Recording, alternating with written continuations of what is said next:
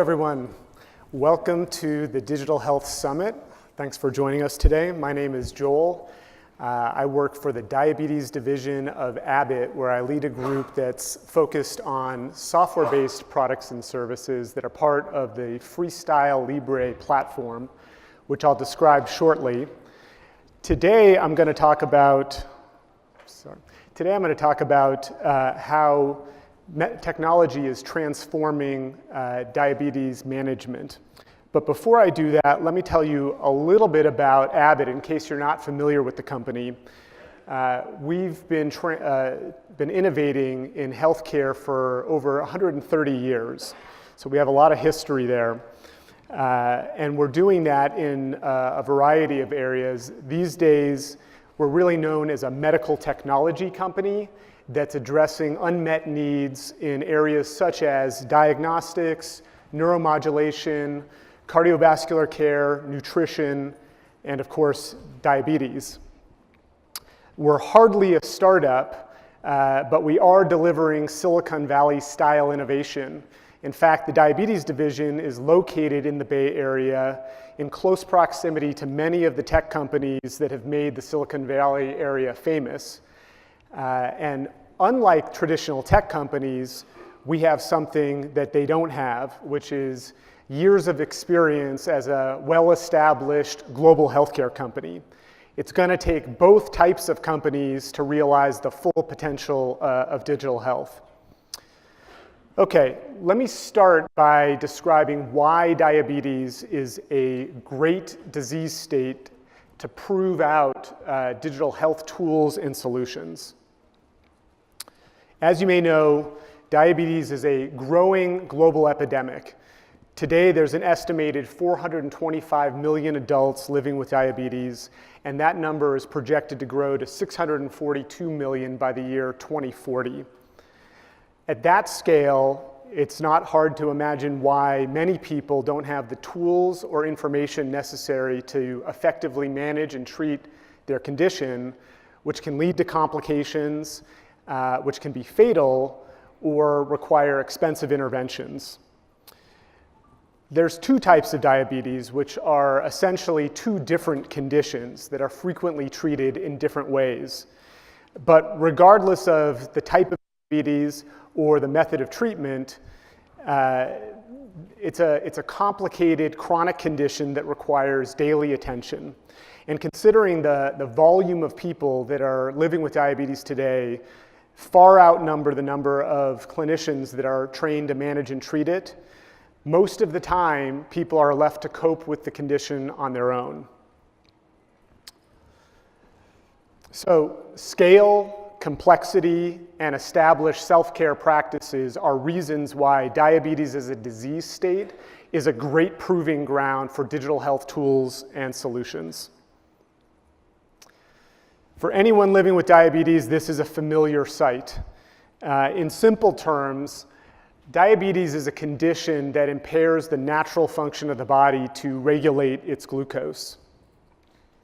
And, but by definition, monitoring glucose is an important part of managing the disease state.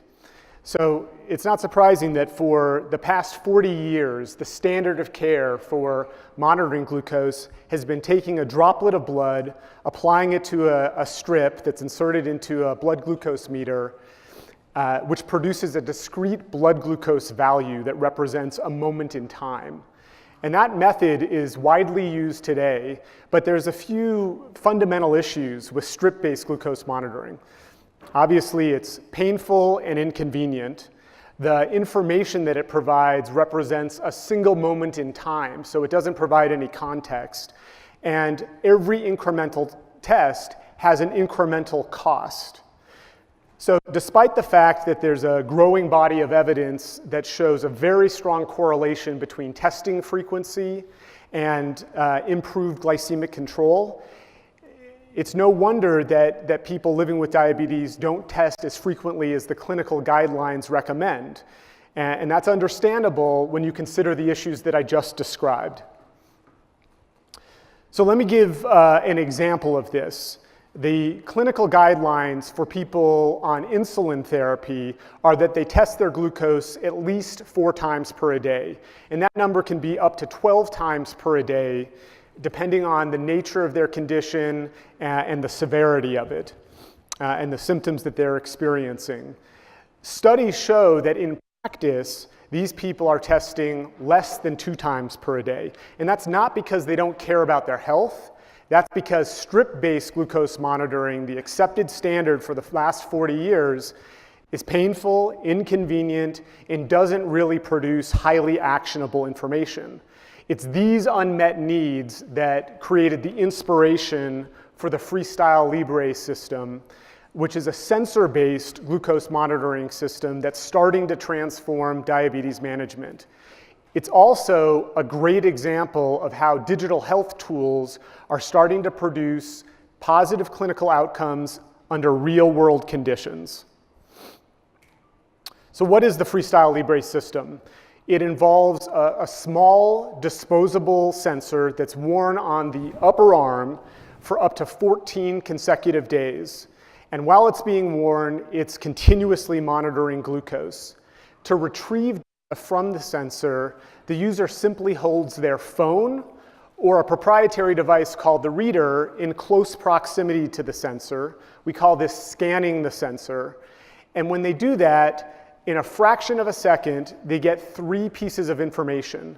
They get their current glucose, they get a trend arrow that indicates how their glucose is currently changing, and they get a graph that shows their glucose history for up to 8 hours. And it's this combination of data that provides context about where they were, where they are, and where they're likely to go.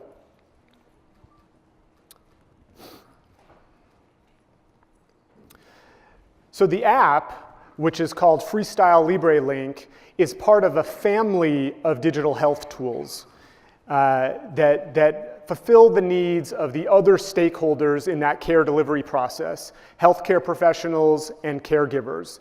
And when a patient scans their sensor using their phone, the data is instantly and automatically uploaded to a cloud-based service known as LibreView, which is used by healthcare providers at the point of care as an advanced clinical decision support tool.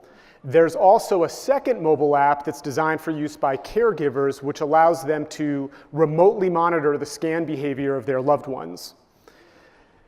A secondary benefit of these digital health tools is it creates a very efficient way for us to capture and analyze data on an aggregated and de-identified basis.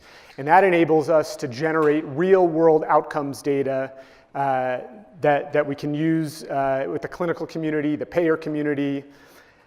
I'm going to show you a little bit of that recent data that was presented last June at the ADA. This represents data that was compiled by 250,000 Freestyle Libre users. And on average, they were scanning their sensor 13 times per day.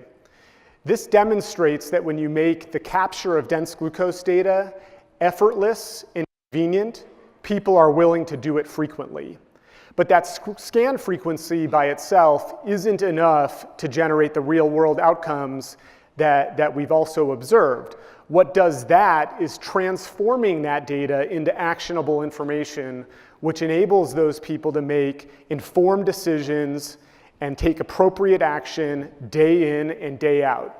So what does that combination do? The effortless scanning of the sensor combined with the transformation of the data into actionable information.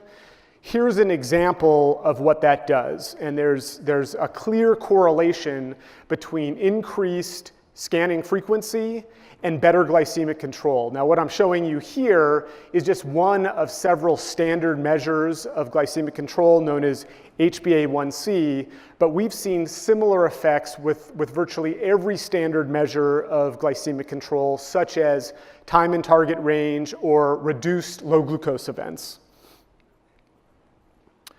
So in summary, the Freestyle Libre system is essentially creating a positive feedback loop where we've made it effortless to capture dense glucose data, which people are willing to do frequently throughout the day.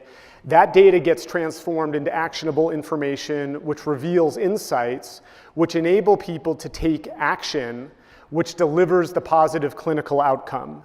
Cycle continues.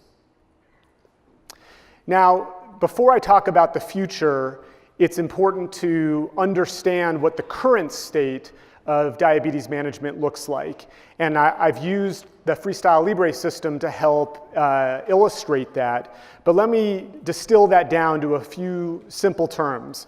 The Freestyle Libre system really represents three fundamental shifts that are active and ongoing.